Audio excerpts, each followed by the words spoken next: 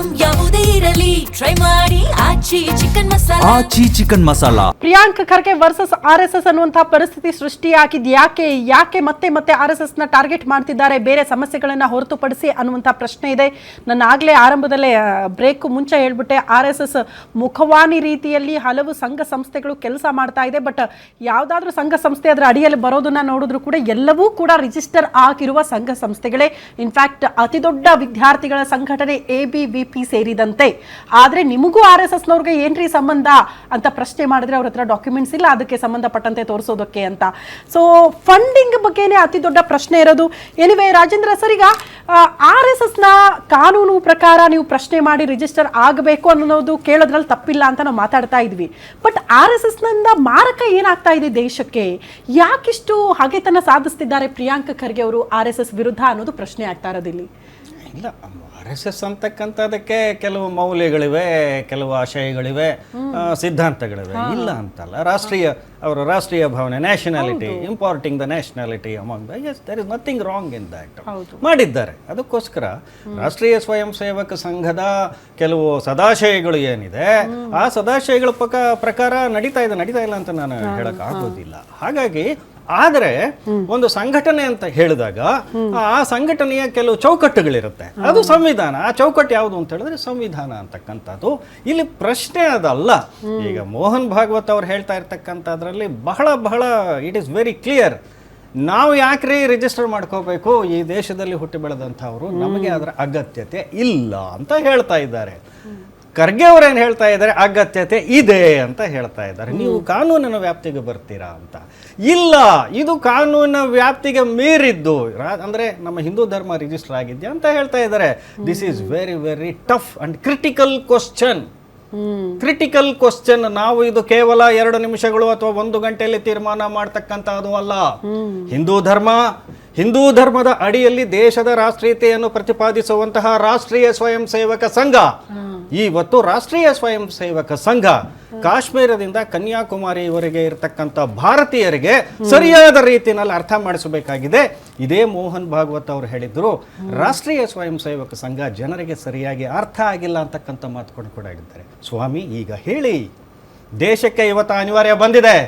ರಾಷ್ಟ್ರೀಯ ಸ್ವಯಂ ಸೇವಕ ಸಂಘದ ಎಲ್ಲ ಬುನಾದಿಗಳು, ಅದರ ದೊಡ್ಡ ಮರದಗಳು, ವಟವೃಕ್ಷಗಳು, ಎಲೆ ಮರೆಕಾಯಿ ವಿವರಿಸಿ ಈ ದೇಶಕ್ಕೆ ಅಂತಕ್ಕಂಥದ್ದೇ ಆಶಯ. ಹೀಗಿರಬೇಕಾದ್ರೆ it should also become transparent ನಾನು ಹೇಳ್ತಾ ಇದ್ದೇನೆ.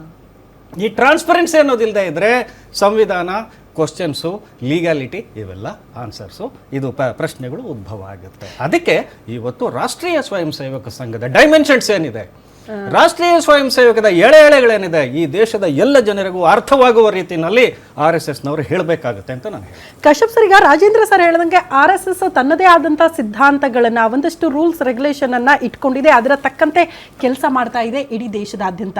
ನಾನು ಸುಮ್ಮನೆ ಹೇಳ್ತೀನಿ ಸರ್, ನಮ್ಮ ಮನೆಯಲ್ಲೂ ನಾವು ಚಿಕ್ಕವರಿದ್ದಾಗ RSSಗೆ ಸೇರಿಸಿದ್ರೆ ಮಕ್ಕಳು ಶಿಸ್ತನ್ನ ಕಲಿತಾರೆ, ರಾಷ್ಟ್ರೀಯತೆಯ ಬಗ್ಗೆ ಅವರಿಗೆ ತಿಳುವಳಿಕೆ ಬರುತ್ತೆ, ನಮ್ಮ ನೆಲದ ಸಂಸ್ಕೃತಿ ಕಲೆ ಬಗ್ಗೆ ಅವರಿಗೆ ತಿಳಿಸಿ ಹೇಳ್ತಾರೆ, ಮಕ್ಕಳಿಗೆ ಅದರ ಅರಿವನ್ನ ಮೂಡಿಸುವ ಪ್ರಯತ್ನಗಳು RSS ನಿಂದ ಆಗುತ್ತೆ. ಹಾಗಾಗಿ ಮಕ್ಕಳನ್ನ ಪುಷ್ ಮಾಡ್ತಾರೆ ಸಂಘ ಪರಿವಾರಕ್ಕೆ ಅನ್ನುವಂಥ ಮಾತುಗಳು ನಾವು ಕೂಡ ಅದನ್ನ ಕೇಳಿ ಬೆಳೆದವರೇ. ಇಷ್ಟೆಲ್ಲ ಟ್ರಾನ್ಸ್ಪರೆನ್ಸಿ ಮೇಂಟೈನ್ ಮಾಡ್ತಿದ್ದೀರಿ ನಿಮ್ಮ ಸಿದ್ಧಾಂತಗಳನ್ನ ಅಂತ ಆದ್ರೆ ಇದನ್ನ ಯಾಕೆ ನೀವು ಫಂಡಿಂಗ್ ವಿಚಾರ, ಖರ್ಚು ವೆಚ್ಚದ ಬಗ್ಗೆ ಟ್ರಾನ್ಸ್ಪರೆನ್ಸಿ ಯಾಕೆ ತೋರಿಸ್ತಾ ಇಲ್ಲ? ಇದು ಪ್ರಶ್ನೆ ಬರ್ತಾ ಇರೋದು. ನೀವು ಮತ್ತೆ 2 ವಿಚಾರಗಳಿಗೆ ಆನ್ಸರ್ ಮಾಡಬೇಕು ಅಂದ್ರೆ ಮಾಡಿ ಸರ್. ಬರೀ ರಾಷ್ಟ್ರೀಯ ಸಾರ್ ಹೇಳಿದಂಗೆ ಸಮಸ್ತ ಭಾರತದಲ್ಲಿ ನಾವು ಸುಮಾರು 1,000 ವರ್ಷಗಳ ಕಾಲ ನಾವು ಅತಿಕ್ರಮಣದ ನಲುಗಿದ್ವಿ. ಅತಿಕ್ರಮಣ, ಅದು ಮುಸಲ್ಮಾನರು ಅತಿಕ್ರಮಣ ಆಗಿರಬಹುದು, ಕಲ್ಚಿ, ಬಾಬರು, ಇವರೆಲ್ಲ ಈ ಕಂಟಿನ್ಯೂಷನ್ ಆಗಿ ಯಾವಾಗ ಅವರು ಅತಿಕ್ರಮಣ ಮಾಡಿದಾಗ ಏನಾಯ್ತು ಅಂದರೆ, ಆ ಹಿಂದುತ್ವದ ರಾಷ್ಟ್ರೀಯತೆ ಏನಿತ್ತು ಆಗಿತ್ತು, ಆ ಕಾಲಘಟ್ಟದಲ್ಲಿತ್ತು. ಇವಾಗ ಆವಾಗ ಇದ್ದಿದ್ದು ಕೆಲವು ಶತಮಾನಗಳ ಹಿಂದೆ ಇದ್ದಿದ್ದು ಯಾವುದು, ಆಡರಸರುಗಳದ್ದು ಒಂದು ತಂಡ ಇತ್ತು, ತದನಂತರ ಪ್ರಾಂತವಾರ ತಂಡಗಳು ಬಂತು, ತದನಂತರ ವಿದೇಶಿ ಅತಿಕ್ರಮಣಗಳಾಯಿತು, ತದನಂತರ ಬ್ರಿಟಿಷರ ಅತಿಕ್ರಮಣಗಳಾಯಿತು. ಇದನ್ನೆಲ್ಲ ಇನ್ನೂ ಕೈ ಉಂಡ್ಕೊಂಡು ಬಂದಿರತಕ್ಕಂಥ ಭಾರತೀಯ ಸಮುದಾಯಕ್ಕೆ ಒಂದು ಬೇಸ್ ಪ್ಲ್ಯಾಟ್ಫಾರ್ಮ್ ಬೇಕಾಗಿತ್ತು.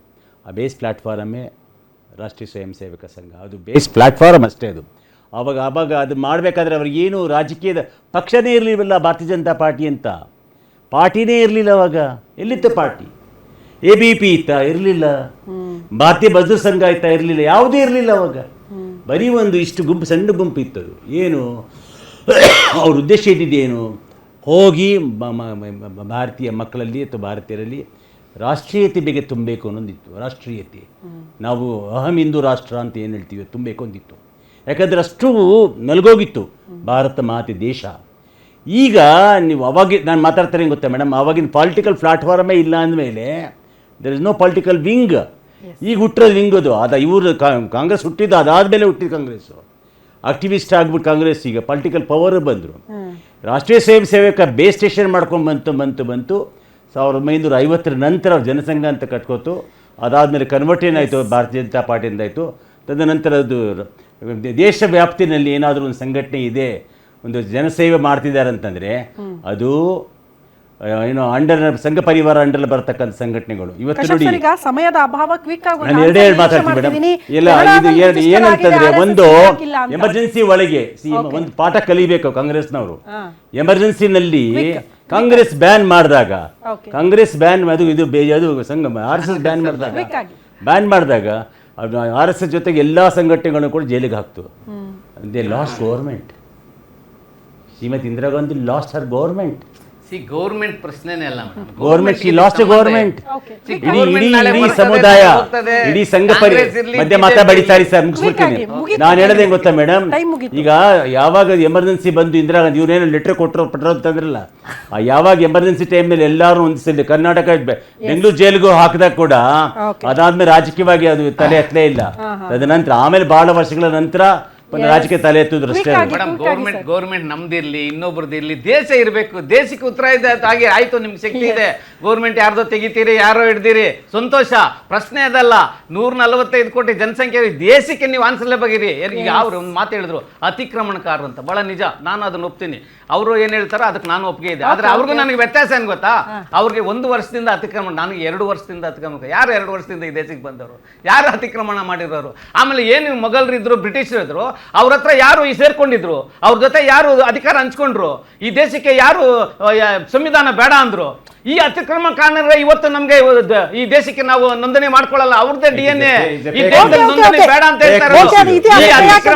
ಈ ಅತಿಕ್ರಮಣಕಾರರು ಇವತ್ತು ಅವ್ರ ಮೈಂಡ್ ಸೆಟ್ ನೋಡಿ, ಈ ದೇಶದಲ್ಲಿ ನೋಂದಣಿ ಬೇಡ, ಪರದೇಶದಲ್ಲಿ ನೋಂದಣಿ ಮಾಡ್ಕೊಂತೀವಿ ಅಂತ ಅತಿಕ್ರಮಣಕಾರರ ಮೈಂಡ್ ಸೆಟ್. ಕಾನೂನು ಹೋರಾಟ ಮಾಡಕ್ ರೆಡಿ ಆಗಿದೆ. ನಾವು ಡೆಮೋಕ್ರಸಿಯಲ್ಲಿ ಜನಗಳ ಮುಂದೆ ಇಟ್ಟಿದ್ದೀವಿ. ಆಮೇಲೆ ಕಾನೂನು ಹೋಗ್ತೀವಿ. ಚಿತ್ತಾಪುರದಲ್ಲಿ ಕಾನೂನು ಅದಕ್ಕೆ ಹೋರಾಟದಲ್ಲಿ 500 ಜನಕ್ಕೆ ಬಂದಿರೋದು 1 ಲಕ್ಷ ಜನದಿಂದ ಸಿಗುತ್ತೆ. ಫೈನಲ್ ವರ್ಡ್ ಏನಾದ್ರು ಇಲ್ಲ, ಇದು ಏನಿದೆ ಇದರ ಈ ಪ್ರಶ್ನೆಗಳು ಮತ್ತೆ ವಿವಾದಗಳಾಗಿ ಉಳಿತಕ್ಕಂಥದ್ದು ದೇಶದ ಹಿತದೃಷ್ಟಿಯಿಂದ ಒಳ್ಳೆಯದಲ್ಲ. ಇದು ತೀರ್ಮಾನ ಆಗ್ಬೇಕಾಗುತ್ತೆ. ತೀರ್ಮಾನ ಆಗ್ಬೇಕಾಗಿದ್ರೆ ನಮ್ಗೆ ಕಟ್ಟಕಡೆಯದಾಗಿ ನ್ಯಾಯಾಂಗಕ್ಕೆ ನಾವು ಮೊರೆ ಹೋಗಲೇಬೇಕು. Yes, thank you. ಇಷ್ಟೊತ್ತು ನಮ್ಮ ಜೊತೆಗೆ ಜಾಯಿನ್ ಆಗಿ ಮಾತನಾಡಿದ್ದಕ್ಕಾಗಿ ಮೂವರಿಗೂ ಕೂಡ. ಎನಿವೆ, ಪ್ರಿಯಾಂಕ್ ಖರ್ಗೆ ಅವರು ಬುನಾದಿ ಹಾಕಿದ್ದಾರೆ. RSS ನ ರಿಜಿಸ್ಟ್ರೇಷನ್ ಮಾಡಿಕೊಳ್ಳಲೇಬೇಕು, ನೀವು ದಾಖಲೆಗಳನ್ನ ತೋರಿಸಲೇಬೇಕು, ಇಲ್ಲ ಅಂದ್ರೆ ಬಹಳ ಕಷ್ಟ ಆಗುತ್ತೆ ಅಂತ. ಸೊ ಇದು ಬುನಾದಿ. ರಾಜೇಂದ್ರ ಸರ್ ಹೇಳಿದಂಗ ಇದಕ್ಕೆ ಕಾನೂನು ಸಮರ ಸಾರೋದಕ್ಕೂ ಕೂಡ ಸಿದ್ಧರಾಗಬಹುದು ಅಂತ. ಹಾಗಾಗಿ ಕಾನೂನು ಹೋರಾಟದಲ್ಲಿ ಯಾರು ಗೆಲ್ತಾರೆ ಅನ್ನೋದೇ ಪ್ರಶ್ನೆ. ನಾವೆಲ್ಲ ನಮ್ಮ ದೇಶದ ಕಾನೂನಿಗೆ ಗೌರವ ಕೊಡೋರು, ಆ ಕಾನೂನಿಗೆ ತಲೆಬಾಗಿ ನಡೆಯೋರು, ನಾವೆಲ್ಲ ಗೌರವ ಕೊಡಲೇಬೇಕು ಅದರ ಅಡಿಯಲ್ಲಿ. ಹಾಗಾಗಿ RSS ನ ನಿಲುವು ನಿರ್ಧಾರಗಳು ಏನಾಗುತ್ತೆ ಈ ವಿಚಾರಕ್ಕೆ ಸಂಬಂಧಪಟ್ಟಂತೆ ಅನ್ನೋದನ್ನ ಕಾದ್ ನೋಡೋಣ ಅಂತ ಹೇಳ್ತಾ